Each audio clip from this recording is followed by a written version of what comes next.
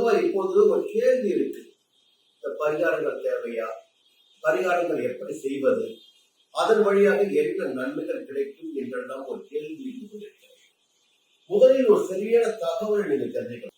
இங்கே 100% தோஷங்கள் என்பது பாத்தீங்கன்னா ராகு கேது என்ற 2 கிரகங்களால் தான் உருவாக்கப்படுகிறது. உங்களுடைய ஜாதகத்தை கொண்டு சென்று பார்க்கின்ற போது தெளிவாக உங்களுடைய ஜாதகத்தை ஆய்வு செய்து அதற்கு பலன் கூறுகின்ற ஜோதிடரிடம் கேட்டு தெரிந்து கொள்வது, இந்த ஜாதகத்தில் என்னென்ன தோஷங்கள் இருக்கு, 1000 தோஷங்கள் இருக்கா என்பதை முதலில் கேட்டு தெரிந்து கொள்வது.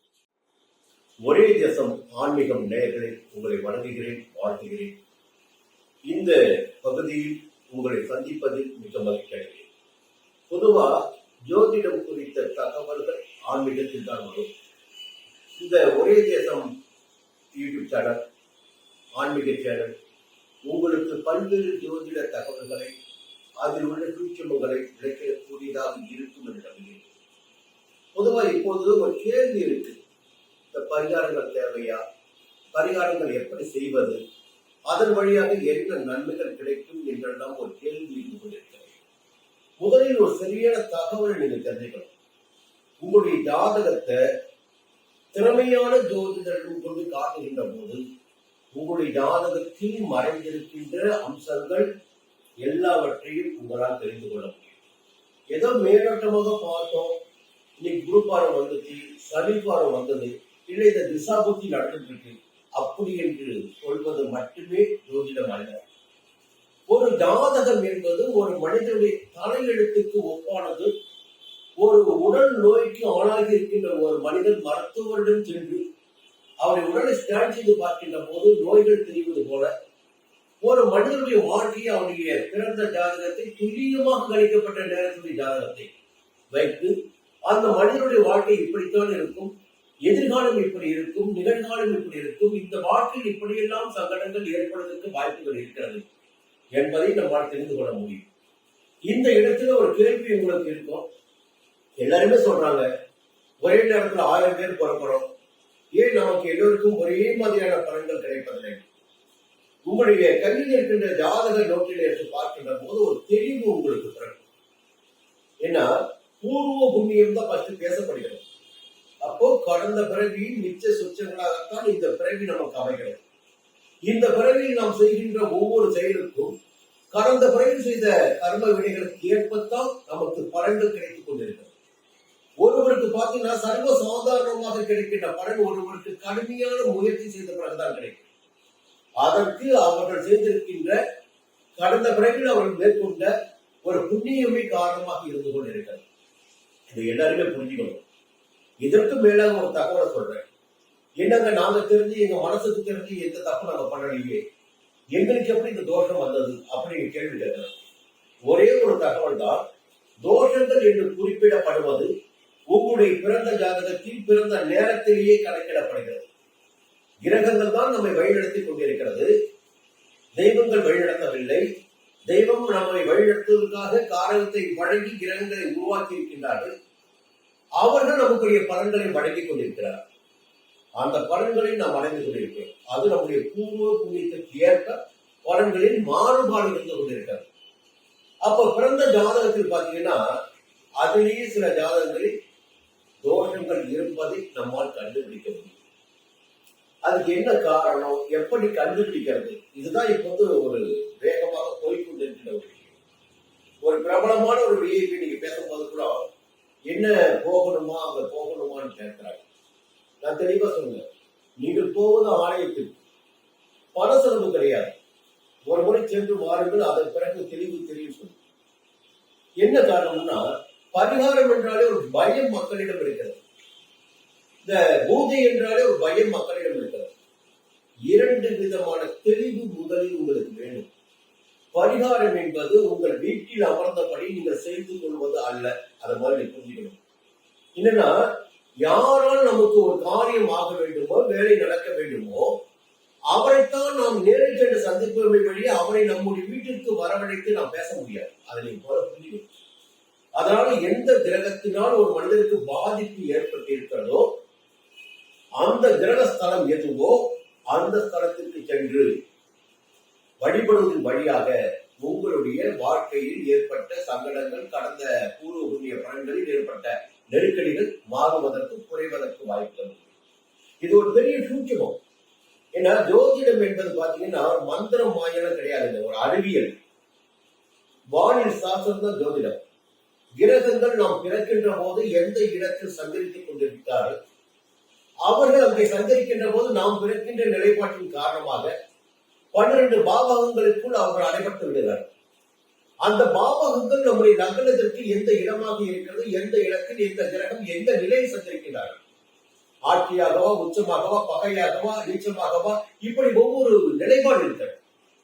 இந்த நிலைப்பாட்டிற்கு மேலாக சில கிரகங்கள் இணைகின்ற போது, சில கிரகங்கள் வெவ்வேறு பாவங்களில் சஞ்சரிக்கின்ற போது, சில கிரகங்கள் நேராக பார்வையிடுகின்ற போது, அவள் பார்வைக்கு ஆட்படுகின்ற போது குறிப்பிட்ட தோஷத்தை உருவாக்குகிறார்.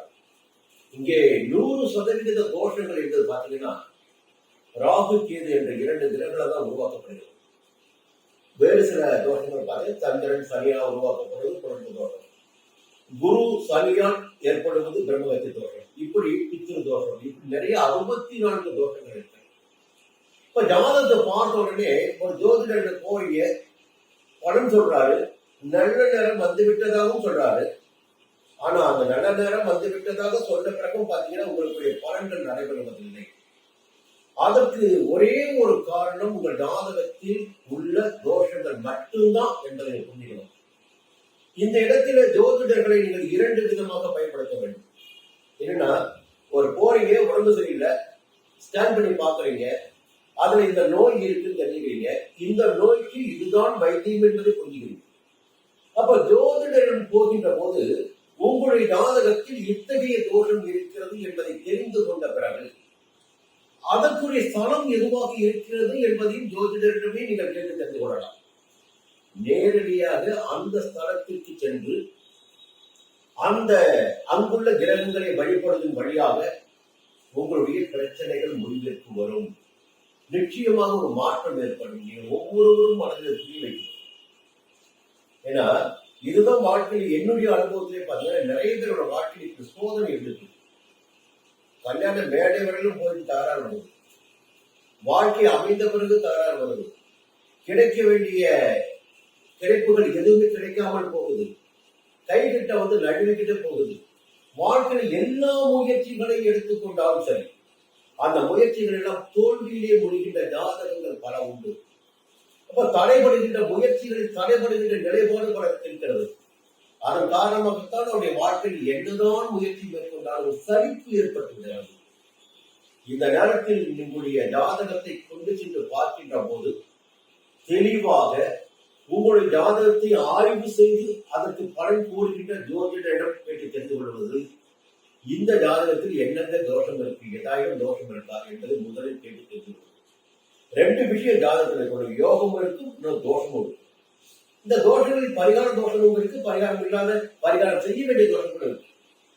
அப்போ அந்த தோஷங்களுக்குரிய ஸ்தலங்களை நீங்கள் கேட்டு தெரிந்து கொண்டு அங்கே சென்று பரிகாரம் செய்து கொள்கின்ற போது அந்த சங்கடங்கள் விலக ஆரம்பித்து என்னுடைய அனுபவம் வழியாக நான் நிறைய ஜாதகங்களை பார்த்திருக்கிறேன், வழிகாட்டி இருக்கிறேன். ஏன்னா ஒரு ஜோதிட நண்பன் யாருன்னா வழிகாட்டி மட்டும்தான். இந்த வழிகாட்டுதலுக்காக தான் நான் உட்கார்ந்து.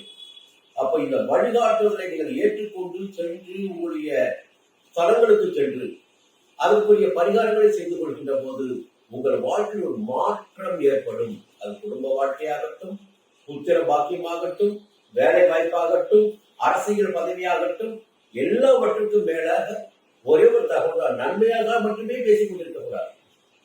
ஜாதகத்தில் இருக்கிற சங்கடங்களையும் சொல்ல வேண்டும். இப்ப இந்த திசை நடக்கிறது, அது பாதகாதிபதி திசையா மாரகாதிபதி திசையா என்பதை பார்க்கணும். சரி, இந்த 2ஐயும் கண்டுபிடித்து விட்ட பிறகு பாத்தீங்கன்னா அதற்கு ஏதாவது கிரகங்களுடைய அனுசரணை இருக்கிறதா, அந்த பாதகங்கள் நகரக்கூடிய நிலை இருக்கிறதா, மாரகத்திற்கு தப்பிச்சிடக்கூடிய நிலை இருக்கிறதா, எல்லாத்தையும் கண்டுபிடிக்க முடியும். ஜோதிடம் என்பது கணிதத்தில் ஒரு 12 பாவகங்கள் 9 கிரகங்களை வைத்து அவர்கள் சஞ்சரிக்கிற இடத்தை வைத்து வாழ்க்கையை துல்லியமாக சொல்லிவிட முடியும். நீங்களும் தெரிஞ்சுக்கணும், உங்களுடைய வாழ்க்கையை செம்மைப்படுத்திக் கொள்ள வேண்டும். இந்த நேரத்தில் ஒரு தகவல் மட்டும் சொல்லிடுறேன். என்னன்னா, நன்மைகளை மட்டுமே எதிர்பார்த்து நான் தோல்வி சொல்லாம, நான் லட்சாபதியா வேணாம், நான் இப்படி இருப்பேனா அப்படி இருப்பேனா என்ற ஒரு கேள்வி மட்டுமே வைக்காம, ஜாதகத்தில் ஏதாவது பிரச்சனைகள் இருக்குங்களா, இந்த பிரச்சனை தீர்ப்பதற்கு ஏதாவது வழிகள் இருக்கிறதா, தோஷங்கள் இருக்கிறதா தெரிஞ்சுக்கணும். அதனுடைய வழியில் சென்று பரிகாரங்களை மேற்கொண்டு வருவதன் வழியாக உங்கள் வாழ்க்கையில் ஒரு மாற்றத்தை ஏற்படுத்த முடியும்.